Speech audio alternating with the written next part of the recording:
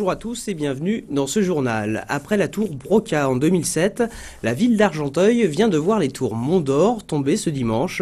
Érigés en 1973, ces deux immeubles étaient depuis devenus insalubres. Beaucoup de riverains et d'anciens habitants des tours ont fait le déplacement pour admirer le spectacle. Cette démolition intervient dans le plan de rénovation urbain du quartier du Val-Sud, actuellement en pleine mutation. Brice Martinelli.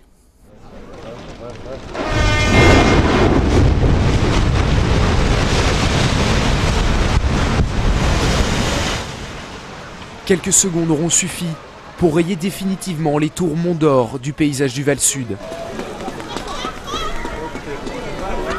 De ces 40 années de vie, il ne reste plus que des souvenirs pour les anciens habitants et les riverains, partagés entre espoir et émotion.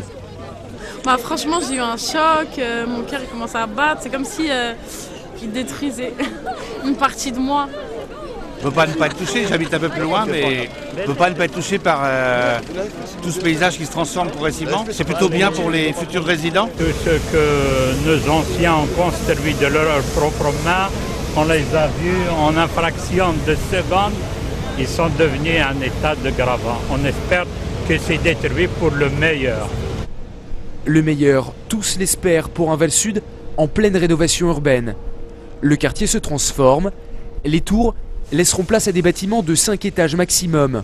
Un nouveau départ aussi pour le maire, qui espère changer l'image de sa ville, stigmatisée selon lui, après l'épisode des racailles. Le président de la République est venu sur la dalle et finalement a fait connaître Argenteuil en négatif, et on passe son temps aujourd'hui à travailler pour que l'image la réalité d'Argenteuil soit mieux connue et que son image corresponde à cette réalité. Et donc cette ville extrêmement diverse, cette ville avec des quartiers pavillonnaires, cette ville avec du logement social, mais cette ville paysagère. Argenteuil, il y a de la vigne, il y a des maraîchers, il y a des agriculteurs. Et ça, quand on dit ça à l'extérieur, personne ne nous croit. Pendant que les bulldozers et les balayeuses effaçaient au sol les dernières traces des tours Mont-d'Or, les pelleteux se mettaient au travail. La réhabilitation devrait se poursuivre jusqu'en 2013. L'ouverture du procès du meurtrier présumé d'Anne-Lorraine Schmitt, tuée dans le RER, relance le débat en France sur la récidive des criminels sexuels. Thierry Devoglou, 47 ans, qui comparaît devant la cour d'assises de Pontoise, est accusé d'avoir tué de 34 coups de couteau cette jeune fille de 23 ans après avoir tenté de la violer. La scène s'est déroulée le 25 novembre 2007 dans une rame du RERD. Plus d'explications sur ce procès avec Christophe Aubry. Dans le box des accusés, Thierry Devoglou, 47 ans, s'adresse à la cour tête baissée. Les faits remontent au 25 novembre 2007 lorsqu'il s'en prend physiquement à Anne-Lorraine Schmitt. La scène se passe dans le RERD un dimanche matin. La jeune femme refuse les avances à caractère sexuel de son agresseur. En échange, Thierry Devoglou lui assène 34 coups de couteau. Une heure plus tard, l'étudiante de 23 ans est retrouvée morte en gare de Creil. L'empreinte génétique de l'accusé qui s'est lui-même blessé est décelé sur le corps de la victime. Thierry Devoglou, qui a reconnu les faits, encourt aujourd'hui la réclusion à perpétuité. Je souhaiterais que ce procès soit le procès de quelqu'un qui a commis un crime. Je ne souhaite pas qu'il devienne un procès à caractère idéologique, politique, pour parler d'autre chose. Il s'agit de quelqu'un qui a commis un crime et il faut qu'il soit jugé pour ces faits-là. L'assassin présumé d'Anne-Lorraine Schmitt est un récidiviste. En janvier 1995, toujours dans ce même RERD, Devoglou avait exigé et obtenu auprès d'une femme une fellation sous la menace d'un couteau.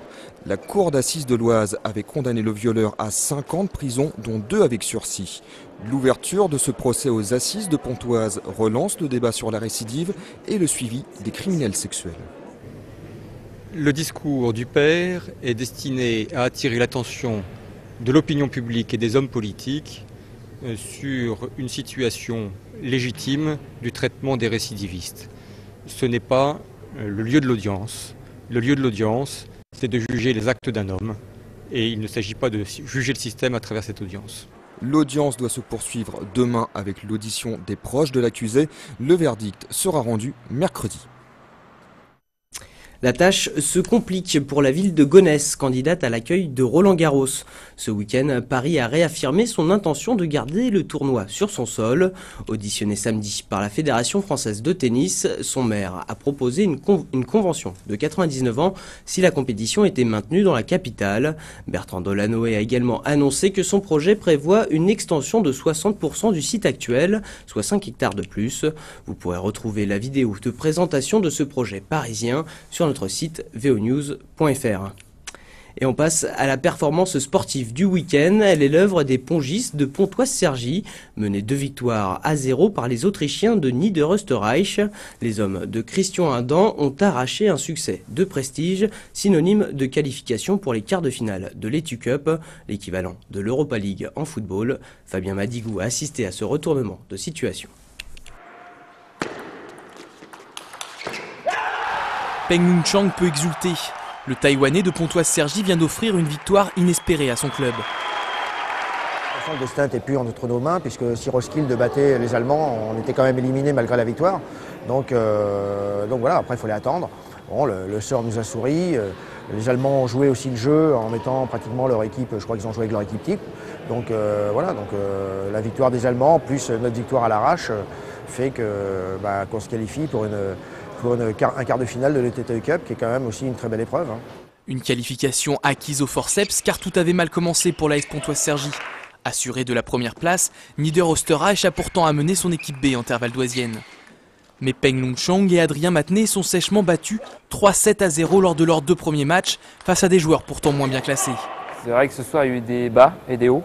C'est vrai que je ne suis pas rentré tout de suite dans mon match. J'ai vu que j'ai eu beaucoup de difficultés dans plein de compartiments du jeu, dans le jeu court, dans le jeu lancé. Il a très bien joué. Moi, j'ai pas su gagner des points importants dès le début. Donc j'ai perdu le premier set, le deuxième set, et puis après, complètement perdu. Je ne savais plus où j'étais. Et c'est vrai que j'étais très frustré parce que devant tout le public, je me suis dit je passe vraiment à côté et c'est pas possible. Au pied du mur, le sort du club valdoisien repose alors sur les épaules du vétéran Peter Franz. L'Allemand fait parler l'expérience pour remettre ses partenaires sur les bons rails en dominant 3-7-1 le faible Autrichien Dominik Abelsohn. Et ces dernières semaines, on a été plutôt malchanceux. On faisait des égalités, on perdait nos matchs. Aujourd'hui, on repartait à 0 et Chang, qui était mené, a su revenir quand il fallait. Vainqueurs 3 victoires à 2 au final, les hommes de Christian Adam ont peut-être trouvé le match référence qui leur manquait pour définitivement lancer leur saison. Pour le savoir, il ne faudra pas attendre longtemps. Les Pontoisiens reçoivent la visite d'Henbon mardi soir pour la 7e journée de Pro A. Mal en point en championnat, tout comme Pontoise-Cergy, les Bretons restent un gros morceau, comme le prouve leur qualification pour les quarts de finale de la Ligue des Champions.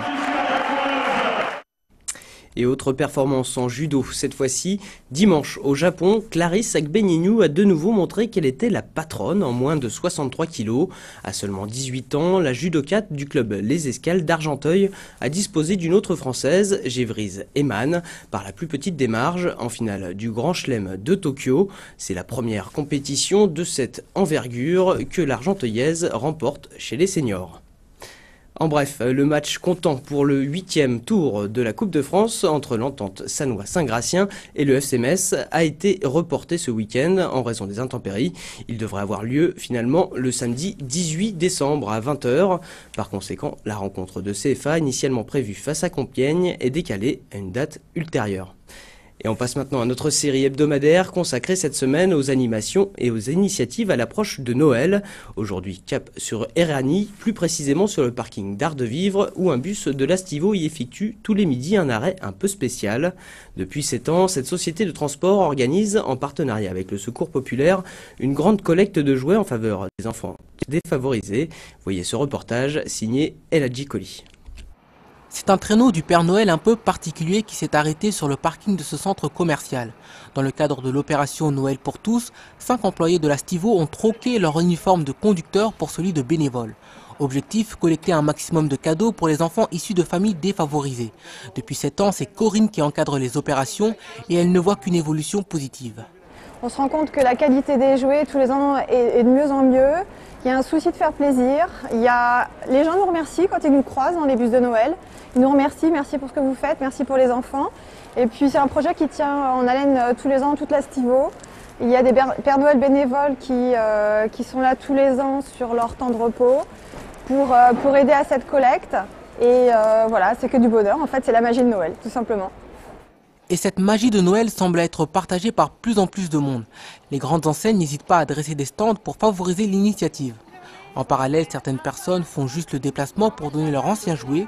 Finalement, la crise économique n'a pas entamé la générosité des Valdoisiens. Pour faire plaisir aux enfants qui n'ont rien. Et puis c'était une bonne initiative. Pour une fois, on sait où les donner et à qui ça va. Donc c'est très bien. Espérons que les gens vont donner. Bon, le bus a l'air quand même bien plein, donc c'est bien. Les gens font le geste, c'est bien. C'est sympa, oui, c'est amusant, surtout avec ce froid, donc ça met un peu de gaieté et de joie dans le cœur des gens. Après 1h30 de passage, le bus est déjà rempli. Dans ce dédale de jeux, on retrouve de tout, des Legos, des nounours et des poupées. Nous avons récolté au moins 1500, entre 1000 et 1500 jouets de tout genre. On a même des poussettes pour les bébés, comme ça, tranquille. Ce précieux chargement sera stocké dans les entrepôts du Secours populaire. Après nettoyage, ils seront distribués aux familles sur l'ensemble du département. En attendant, l'opération se poursuit jusqu'au 15 décembre au centre commercial de Lozeré, à la boutique transport de préfecture et au siège de la Stivo à Génicourt. Voilà, ce journal est terminé. Merci de l'avoir suivi. L'information continue sur veonews.fr. À demain.